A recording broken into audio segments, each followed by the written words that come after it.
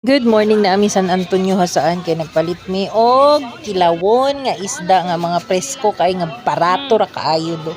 So karon kay kalag-kalag ang ilang kilo sa ilang tuna is 380. Pero kay suki man ni naka-discount ni og dako. So daghan kay may gipalit mga 5 kilos. Mga 5 kilos, 6 kilos. Kana no among gipalit kay daghan ang nagpadala pod para karon sugbahon, mga panga, mga kilawon. So kani kay suki man naman kay namon ni sila sa asaan. So diri miga unhindered permanente basta mo biyahe mi pauli sa Talisayan or kanang mag-anhilang gid mig tuyo sa hasaan kay para magpalit diri kay kung diri man gud mi magpalit sa merkado kay moabot na siya og 700, 600 ang kilo. So katunga gid siya.